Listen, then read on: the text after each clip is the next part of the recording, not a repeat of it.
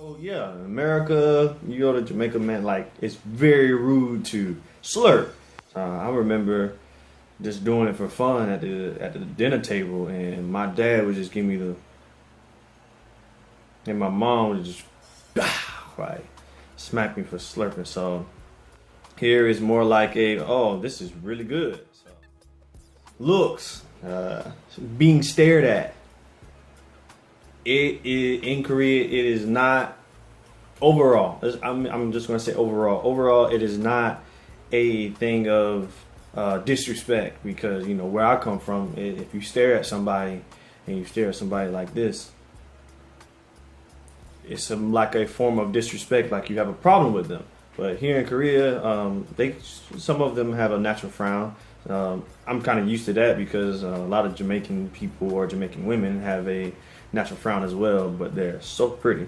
But so they kind of like have a natural frown and they just kind of just look at you.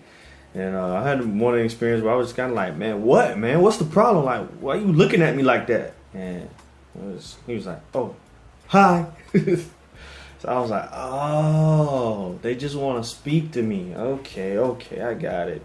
So just never forget, man, that Korea is a homogeneous country.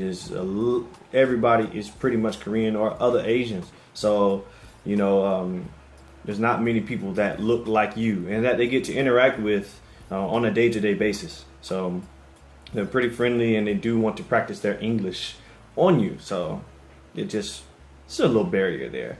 So a lot of times I may go to like Busan or Daegu, which are very fun places to go if you're not going to Seoul. I get in a taxi and they'll say, "Ooh, ooh, very handsome."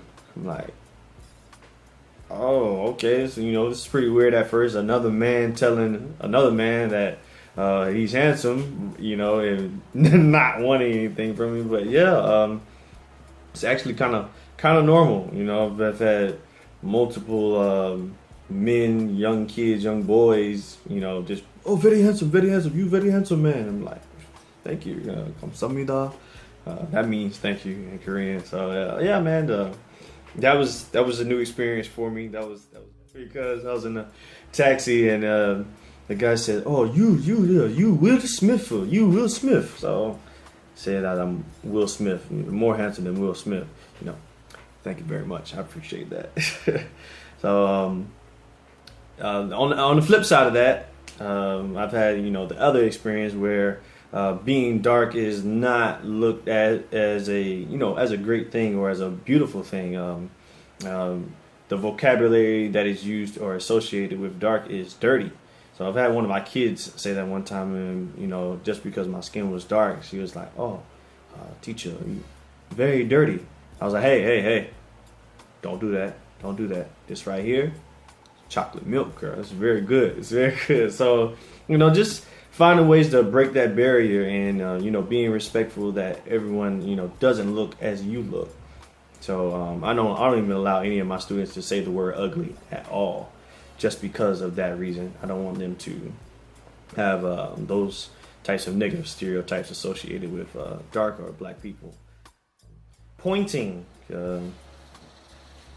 yeah, they point a lot. So whether if they're pointing at you or talking about you or pointing, in the direction of you, they just point. Like I said, where I'm from, that's another form of disrespect. You don't do that. My mom always told me just to like nod your head in the direction, and you just kind of hope that she or he finds it. So that's one of the things took some time to get used to. Usually go to like the same restaurant every time I eat. So in my neighborhood, I have certain people that befriend me because I go to their business all the time. And man, these business owners, like they love to have foreign friends. And so the ones that are older, that are men, they're called hyung. Hyung is like big brother. I go to this place where I get haejanguk, which is a really, really good soup. It's called hangover soup in English. And I have an older lady that's there, and I call her Emo, which means auntie, and she just loves it. You should just see her smile. She can't speak any English, like any English, but if I say, Emo, I need some help, or I want to order something, in Korean or whatnot, she just loves. She just eats it up. Next thing, the kids. Well, this happened a few adults, and I'm not really fond of that. But since I'm not in Florida anymore, teaching or whatnot, I've grown out my beard.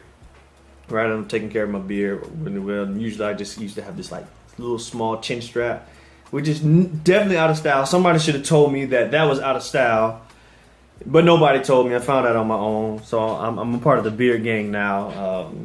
So yeah.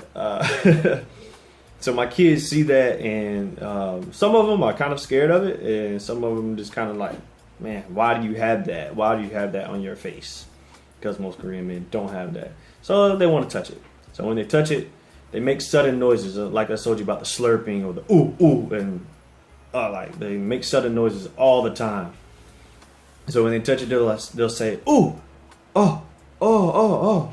So if touch my hair, touch my beard, my hair feels like carpet or feels like turf. My beard feels like a sponge. You know how you have those two-sided sponges, one with the soft side where you wash the dishes and the other side where you can kind of scrub the dishes? Well, my beard feels like the scrubber side. It's real curly and coarse. So they call me a Susemi teacher. I think I'm saying that right. Susemi is a scrubber. It's a scrubber on a sponge. So I don't think the kids mean it as a disrespectful way. I kind of just include that in the culture of being a black man. That we have other teachers that have beards now. Now I actually grown my beard out. Other teachers have grown their beard out, and I'm pretty sure theirs doesn't feel like mine. So I don't know if the kids have touched theirs, but they can kind of just get a feel. Grown men have tried to touch my beard, and I'm whoa. Too close, man. Kids, you okay to touch. Grown men, no. Ladies, okay, I'll let you. But yeah, grown men, hey, man. You gotta back up, man. Gotta back up. Give them personal space. Oh, personal space. That is non-existent in Korea. You don't have any personal space. They will be in your bubble. I don't care if you're going to the ATM. They're going to stand right behind you, like man, you looking at my pen, man, you looking at my pen. But yeah, no personal space. It is definitely foreign to a foreigner in the country that believes in having personal space. Give me 5 feet, get out my personal bubble. So going back to touching things, this right here, brush my hair with, right? My students, I used to leave this on my desk. Not this one in particular, it's at the house, but I used to bring a brush to work, and I would leave it on my desk, and my students would grab it and immediately try to go brush their shoes with it. I'm like, hey, what you doing? Hey, like, oh, shoe brush, teacher. Like, no, that is a hairbrush. They're like, no, teacher, this is shoe brush. So that was just funny moments, and it's not just one student; it's multiple students, multiple classes. They all associate my type of hairbrush to be a shoe brush. So it's funny, man. So the things that I find normal as being a black man, or just being a man period, and in Korea, some of my students and people find to be a lot different. But overall, it's been fun. That's it. I think I'm going to do this for part 1 of being black in Korea. This is not intended to be any type of race debate or anything of who's better or what better. Of course not. It's just to answer the question that my friends have asked: what's it like to be black in Korea? So I would, leave a comment behind if you have any questions. I will do another part series. I'm going to cover drinking in Korea, partying, and this so-called thing called the beauty standard in Korea. And I will break those things down as far as how I see them, and tune in to another, to another episode or another part, whatever you want to call it. Hopefully, I can edit this thing. It's my first time recording and doing this, so hopefully you enjoyed. Ask any questions, leave a comment below. All right, shout out to Positive 10, all my homeboys back in Duval County. Hey, we putting positivity and building the community. Community helps the world.